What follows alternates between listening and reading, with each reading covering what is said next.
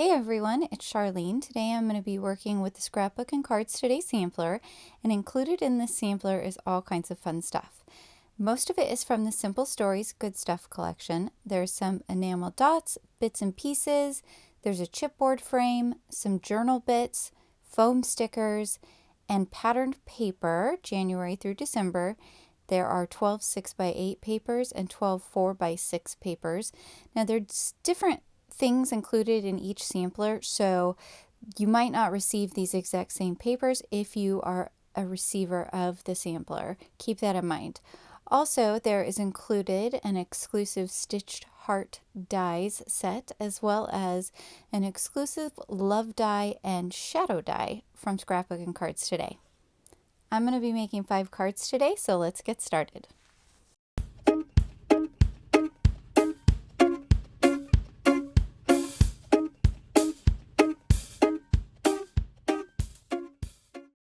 The first card I'm making today is a Slimline card. So that's sized at 3.5 by 8.5. So I've done my score line for the fold, but then I flipped my card over and I'm going along and I am making score lines because I'm going to do some ink blending on this card base. I want this to look sort of like wood slats. I just want it to have a little bit of interest. So once I've gone through and done that, I've got a piece of Post-it tape there, and I'm just using my bone folder to kind of create some indentations here and there to make it look interesting.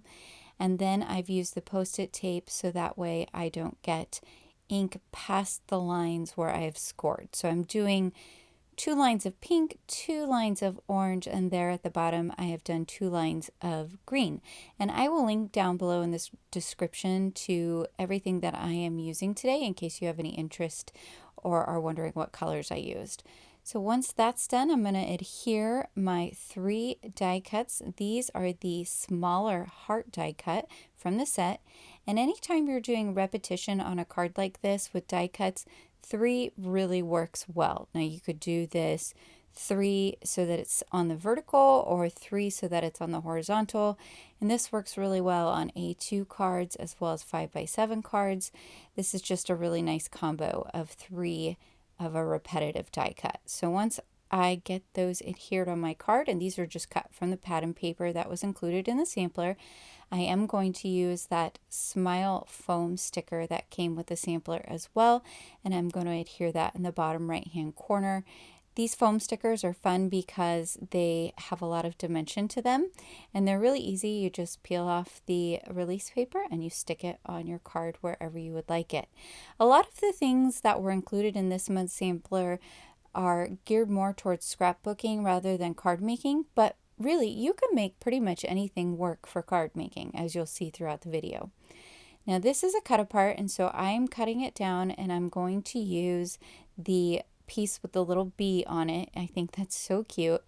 And I am using a piece of the leftover paper from the first card I made, and I'm just going to cut that down so that I have a strip back behind the card with the bee on it. I think that's really cute.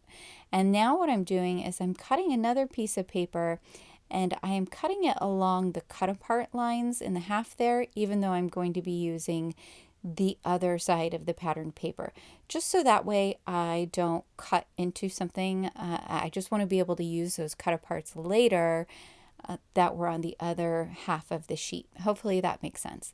So now I'm coming in with my liquid adhesive, and I'm just going to glue that piece of patterned paper down on to my card base. This is an A2 size card, and then I'm going to adhere the polka dot patterned strip as well as that cute little cut apart bee card. I just really love how that looks. If you guys are enjoying this video, please do hit the like and subscribe button as well as the notification bell. It helps me to bring you lots of crafty content in the future. All right, back to the video.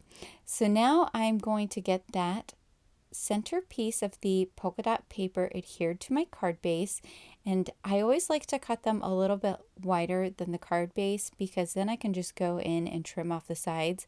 I don't have to worry about anything. And off camera I did cut out a piece of craft EVA foam so that I could adhere that to the back of the bee cut apart because that's going to give it some dimension. It's really going to add a lot to the card. So once I have that on there, I'll go ahead and adhere it to the card base, and then I can trim off the sides here with the just with a pair of scissors. It's really easy.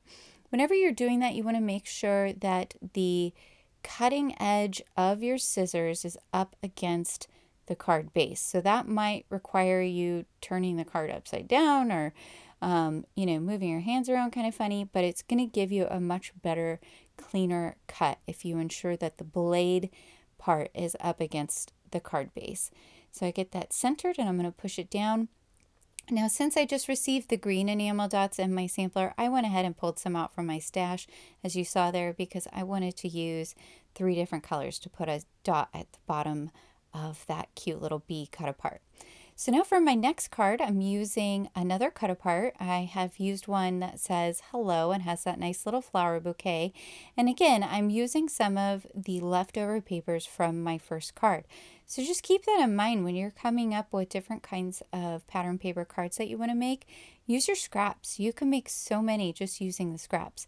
And what I'm doing here, I'm just sort of eyeballing it at this point, and I'm going to go back and I will trim some of the panels down as I get everything how I want it, but essentially I am cutting one rectangle at the bottom, and then I'm cutting 2 smaller rectangles so that they go at the top. And this will make more sense as we go along. So I'm using that floral pattern paper and then the polka dot pattern paper, and you can just see me there. I'm trying to estimate what size I need in order to make it so that there's even spacing around everything. This is where a grid mat comes in really handy, because I can just lay everything down on my mat and it's super easy to tell what size I need to cut the pieces of pattern paper to. All right, off camera, I did go ahead and cut out a circle using one of my stitch circle dies. This is not included in the kit. And I'm using this as a template because I want to make sure that when I'm cutting out this circle that I don't cut off any of the word hello. So I went ahead and I ran that through my die cut machine, and then it didn't cut all the way through, so I did go ahead with my scissors and just cut out the remainder that didn't cut through. I only ran it through once, so when you're doing that kind of technique where you're taping on top of a template, you might want to try running it through twice. You're going to get a better chance of having it cut all the way through.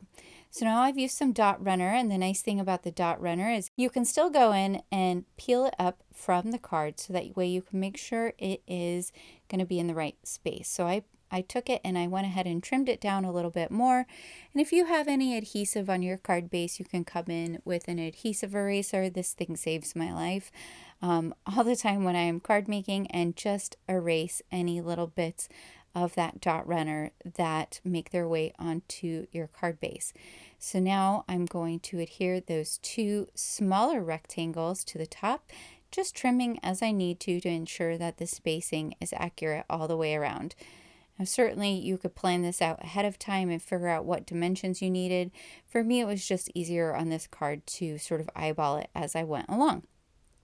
So you can see there, I have also cut out a larger circle using my stitch circle dies, because I want to have that back behind the hello cutout piece. And now what I'm going to do is I'm going to use some glitter washi tape that I have, and I'm just going to put a strip right along the center of that circle. That's going to create some real interest behind your sentiment piece, and then you can just trim off whatever little excess pieces come off the side of the circle, and that little bit of glitter is really going to make it look nice. So once I get that done, I'm going to go ahead and cut out a piece of Crafty EVA foam off camera, so that way, again, that topmost piece can get popped up a little bit. It really just adds a lot to the card. Then I'll adhere everything down, and I'm just going to make sure I get that nice and centered, because I want it to really look finished. Getting things nice and centered and evenly lined up on these types of cards is really what makes them look so interesting. And then you have that little pop of dimension. I'm really happy with how this card came out. I think it might be my favorite card today. I'm not sure. I like them all. You guys will have to let me know down in the comments which one is your favorite. So coming in with some liquid adhesive, I'm going to go ahead and adhere that topmost piece down, And there we have it. There is our next card. It looks so cute. And you could add some little accents on the inside of the card. I did not do that with this one. I wish I had, but I didn't think about it at the time.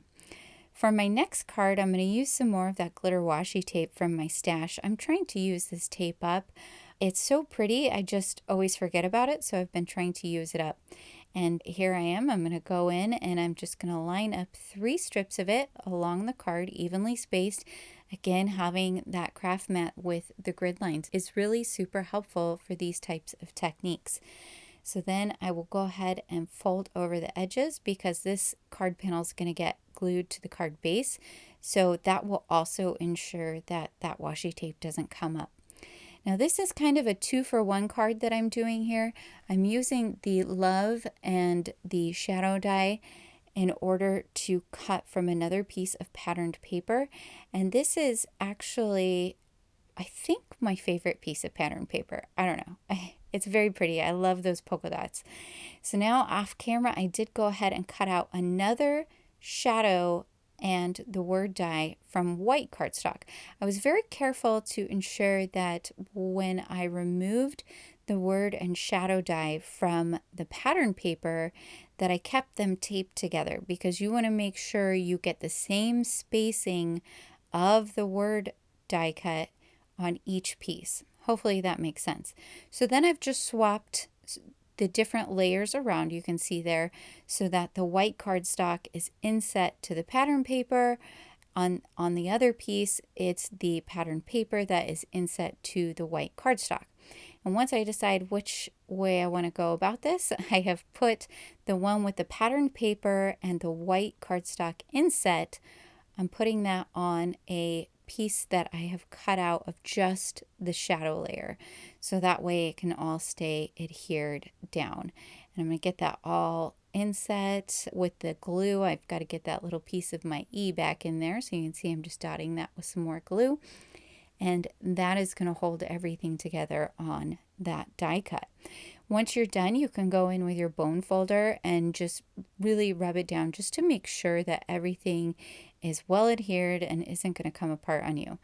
Now I did go ahead with the large heart off camera and cut a die cut. You can see on the side there I started with the small one, but I decided I liked the look of the large one better, so I'm going to use that. And then I'm just using some Distress Oxide here in pink, and I'm coming around the edges, and I'm using my blending brush just to give it an interesting look. This is another way that you can make die cuts sort of stand out on your card, is by just adding a little bit of ink blending around the edges. It's going to give it more definition. It's going to make it look really nice on your card. So once that's done, I'm going to go ahead and adhere that to the front of the card panel, and then I can go ahead and I can adhere the Love die cut on top of that. Now again, I did cut out a piece of craft EVA foam here because I want it to have some dimension. And you can accomplish that same thing just by cutting out multiple layers of cardstock and gluing them together. Whatever works well for you. I like the craft EVA foam. I haven't had any issues with it, and I think it's a huge time saver for me, and it's relatively inexpensive, and it's certainly easier to do than using a ton of foam squares. So I like to do this if I can. So coming in, I'm going to go ahead and glue that down once I get it lined up where I like it, and then I will adhere the whole thing to my card base. And again, this is an A2 size card, so that means it's 4¼ inches by 5½ inches. And I'm just going to use the corner of my Score Buddy to go ahead and make sure it is lined up and adhered to the card base. So pretty. Now off camera, I did trim down the other panel because I decided that I wanted to have a black matting layer behind it. So now I'm using my dot runner, and I'm going to go ahead and adhere the card panel to my black matting layer, and it's going to make it look really nice because it's going to pick up those black accents that are in the patterned paper.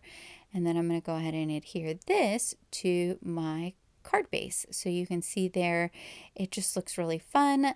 You've got that white shadow, and then you've got the black hash marks, and it does match up to the black matting. All right, everybody. Well, here are all of my finished cards. I think they're lots of fun. I hope you will break into your pattern paper to make some cards that are similar, and I hope you'll share them over on Instagram and tag me because I would love to see them. Again, make sure you hit that like and subscribe button as well as the notification bell. And until next time, happy crafting.